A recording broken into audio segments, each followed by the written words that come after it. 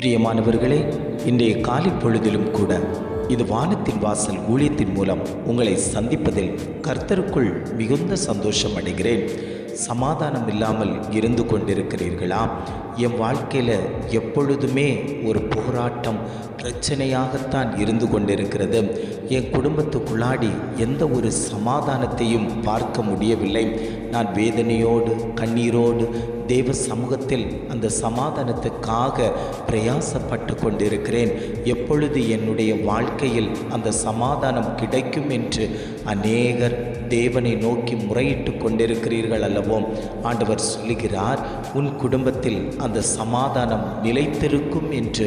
ஆவியானவர் இன்றைக்கு ஒவ்வொரு குடும்பங்களை பார்த்து அவர் பேசிக்கொண்டிருக்கிறார். இன்றைய காலை பொழுதிலும் கூட ஆண்டவர் நமக்கு தரக்கூடிய நல்ல வார்த்தை என்னவென்றால், சங்கீதம் 122:7 இவ்வாறாக சொல்லுகிறது, உன் அலங்கத்திற்குள்ளே சமாதானமும் உன் அரண்மனைக்குள்ளே சுகமும் இருப்பதாக. வசனம் இவ்வாறாக சொல்லுகிறது, உன் அலங்கத்திற்குள்ளே சமாதானமும் உன் அரண்மனைக்குள்ளே சுகமும் இருப்பதாக. ஆண்டவர் குடும்பங்களை பார்த்து சொல்லிக் கொண்டிருக்கிறார். ஒவ்வொரு குடும்பத்திலேயும் நான் சமாதானத்தையும் சுகத்தையும் கட்டளையிடுவேன். சமாதானத்தை கெடுக்க நினைக்கிற பொல்லாத கிரியைகள் குடும்பங்களை விட்டு அது வேறறுக்கப்படும். என்னுடைய குடும்பம், என்னுடைய சமாதானத்தை நான் வைத்து போகிறேன். நான் நேசிக்கக்கூடிய குடும்பத்தில், என்னை அறிந்திருக்கக்கூடிய தேவ பிள்ளைகளுடைய குடும்பத்தில் அந்த சமாதானம் நிலைத்திருக்கும். சமாதானம் இல்லை என்றால் குடும்பத்துக்குள்ளாடி சத்ருவானவன் நுழைந்து விடுவான். குடும்பத்தை ரெண்டகம் பண்ணி விடுவான். குடும்பத்தை பொல்லாப்பினால் அவன் சூழ்ந்து வாதைகளை கொண்டு வந்து போட்டு விடுவான்.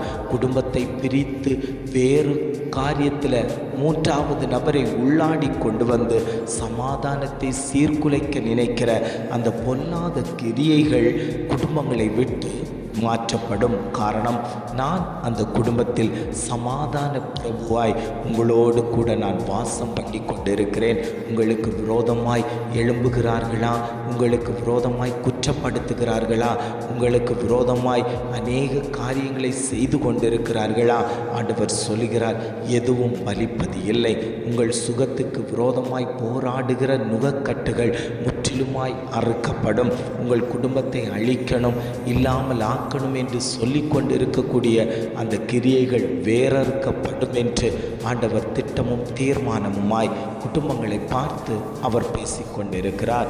ஆண்டவர் சொல்லும்போது சொல்லுகிறார், அநேக குடும்பங்களில் பிள்ளைகளினால் சமாதானம் இல்லாமல் இருக்கிறது, புருஷனினால் சமாதானம் இல்லாமல் இருக்கிறது, வேலையில் ஒரு சமாதானம் இல்லை, தொழிலில் ஒரு சமாதானம் இல்லை. ஆண்டவர் சொல்லுகிறார், இந்த நிலைகள் மாற்றப்படும். என்னை அறிந்த தேவ பிள்ளைகளுடைய குடும்பத்தில் சமாதான சீர்கேட்டை உண்டு பண்ணுகிற சத்ரு அழிக்கப்படுவான். அவர்கள் சந்தோஷமும் சமாதானமும் நிலைத்திருக்க கடவர்கள் என்று ஆவியானவர் குடும்பத்தை பார்த்து அவர் பேசிக்கொண்டிருக்கிறார். ஆவியின் கனியில் உள்ள சமாதானம் ஒவ்வொரு குடும்பத்திலும் ஊற்றப்படும். மாம்சத்தின் கிரியைகள் எடுத்து மாற்றப்படும். ஆண்டவர் சொல்லும்போது சொல்லுகிறார், என்னுடைய சமாதானத்தையே நான் உங்களுக்கு வைத்து போகிறேன். அந்த சமாதானம் பெரிதானவைகளாய் இருக்கும். அந்த சமாதானம் உங்களுக்குள்ளாடி வரும்போது கசப்பு இருக்காது, சோதனை இருக்காது, வேதனை இருக்காது, பாடுகள் இருக்காது.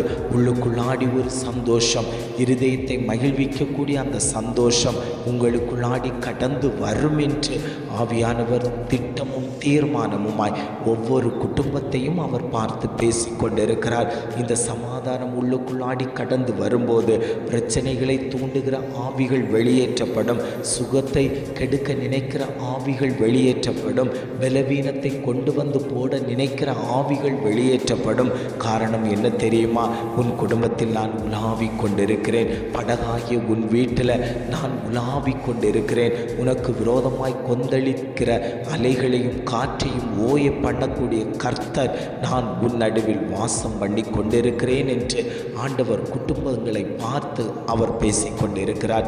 எத்தனை பேர் ஆண்டவரே என் குடும்பத்துக்குள்ளாடி என் வீட்டுக்குள்ளாடி அந்த சமாதானமும் சந்தோஷமும் வரட்டும் ஆண்டவரே, சுகம் உண்டாகட்டும் ஆண்டவரே, இந்த சுகத்துக்கு விரோதமாய் சமாதானத்துக்கு விரோதமாய் போராடி கொண்டிருக்கக்கூடிய அந்த நுகக்கட்டுகள் அழிக்கப்படட்டும்னு சொல்லி எத்தனை பேர் வாஞ்சையோடு பிடித்து கொள்ளுகிறீர்களோ அத்தனை பேருக்கும் ஆண்டவர் சொல்கிறார், நிச்சயமாகவே விடுதலை உண்டு.